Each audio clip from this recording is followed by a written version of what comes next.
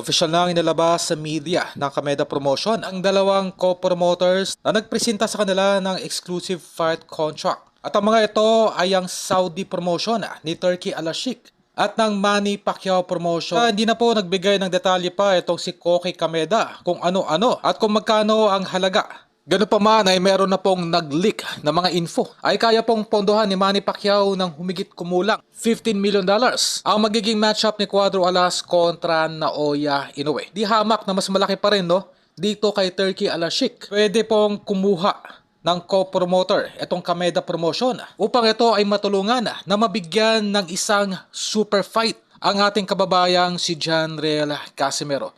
Ito po ay hindi po kakayanin lamang ng Kameda Promotion. Kaya po nagawa lamang nitong si Koki Kameda na may kasa ang laban ni Casimero kay Luis Nery. Dahil itong si Nery po ay pumirma sa ilalim ng kanyang promotion. Sa madaling salita, kung kukuha po ng matchup sa labas ng kanyang promotion, ay kakailanganin po nito ng tinatawag na co-promoters. Mas feasible itong promotion ni Manny Pacquiao na siyang tutulong dito kay Koki Kameda upang may kasa ang mega fight ni Janriel Casimero kontra dito kanila Junto Nakatani or Naoya Inoue. Sa kabilang banda naman ay pwede pong magkaroon ng shortcut at itong si Turki Al-Sheikh na ang magkakasa ng naturang laban ni Cuadro Alas kontra Naoya Inoue. Ito ay win-win situation. Sino man sa dalawa ang pipiliin ng Kameda Promotion upang katulong nito sa pagbigay ng malaking laban para sa ating kababayang si Casimero na trending ngayon sa bansang Japan. Itong si Cuadro Alas na may panalo ni Naoya Inoue. Ang laban nito kontra kay Bam Rodriguez na inaasahan na gaganapin sa kalagitnaan ng taon ay malamang sa malamang itong si Cuadro Alas na ang magiging huling laban ni Naoya Inoue bago magtapos ang taong 2026.